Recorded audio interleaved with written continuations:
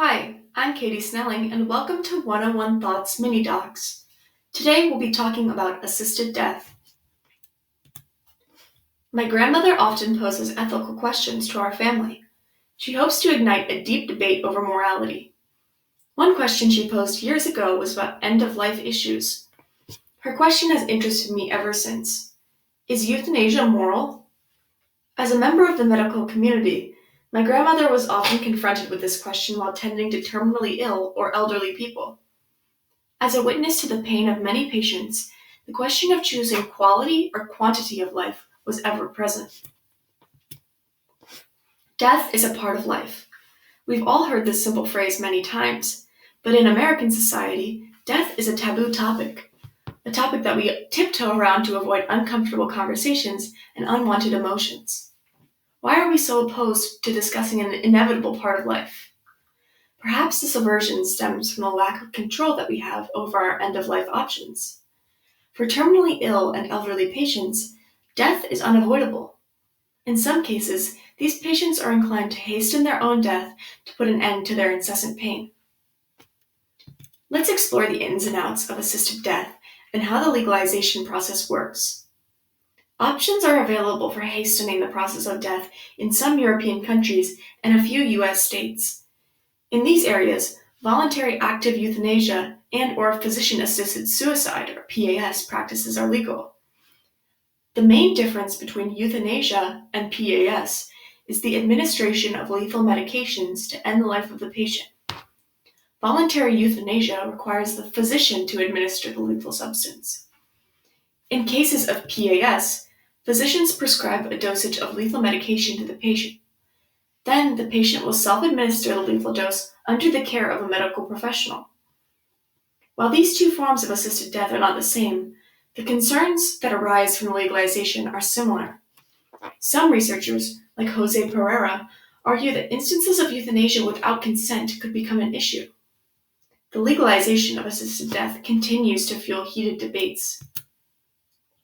Debate centers around issues of consent, administration of lethal drugs, oversight and regulation, and medical ethics.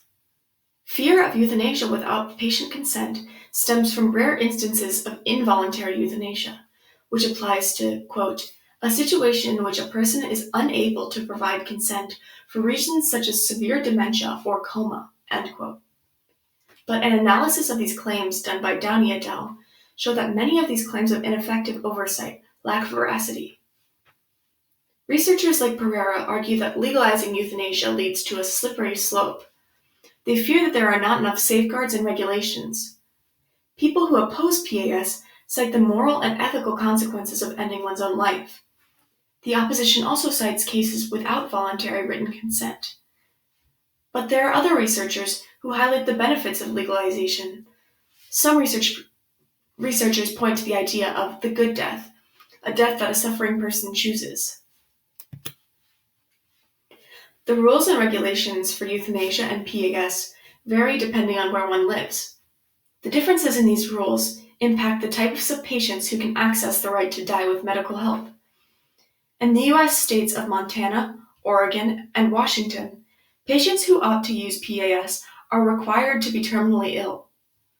In these US states and Switzerland, only PAS is legal. But in the Netherlands, Belgium, and Luxembourg, the patient does not have to be terminally ill. These European countries allow the use of both euthanasia and PAS. The misuse of these end-of-life practices is worrying to many in the medical field. They fear that the absence of adequate management will become a problem for patients who opt to end their lives. Others, like Downey et al., refute the claim that regulations are inadequate. According to Downey et al., claims of malpractice are often blown out of proportion and exaggerated. But the legalization of these end-of-life processes will rely on willing physicians. Without the participation of physicians, PAS would be impossible. The opinions of medical professionals are clearly important when considering legalization, but how do terminally ill patients feel? A recent study surveyed terminally ill cancer patients about their options of euthanasia and PAS. When the surveys were complete, the majority of participants were undecided about their views of euthanasia. If you reference the pie chart, you can see that 29% of the patients were pro-euthanasia, 20% anti-euthanasia, and 51% were undecided. 66 terminally ill cancer patients were surveyed.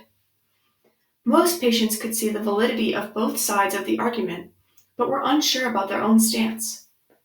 Those who favor legalization argue that one should have the right to choose what to do with their own body. This includes choosing death over life when a patient sees death as a treatment or cure for pain. The lack of unanimous support from terminally ill patients in regards to these end-of-life options simply adds to the debate. So, how do people who don't play a direct role in the end-of-life decision feel? Like physicians and terminally ill patients, there is disagreement in the general public about the morality and legality of euthanasia. Some people oppose physician participation in PAS due to the administration of lethal drugs. They believe that this act is contrary to the role of the medical professional, who is intended to heal patients rather than end their lives. Historically, physicians have taken the Hippocratic Oath, which states that physicians must treat the ill to the best of their ability. Thus, as medical caregivers, physicians are expected to aid patients in regaining physical and emotional health. They argue that the duty of a healthcare professional is to restore health, not to end life. However, when a patient has no prospect of recovery, what constitutes help? Some argue that if the patient is suffering from insufferable pain, death is the most logical option for aiding a patient. So, in this case, the Hippocratic Oath is still upheld by the physician because death is considered the relief of pain and suffering. Now we have analyzed the opinions and studies about the legalization of voluntary active euthanasia and PAS. My own research confirms that the uncertainty surrounding this topic prevents legal actions from being taken. While there remains a deep divide between those who support and those who oppose these end-of-life options, the majority of research conducted reveals that many remain undecided about their feelings toward legalization.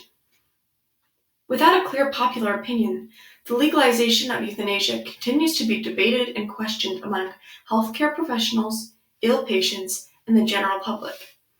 Each of these subcategories of people have their own demographic of opinions when it comes to their stances on legalization, which further complicates the prospect of legalizing these options.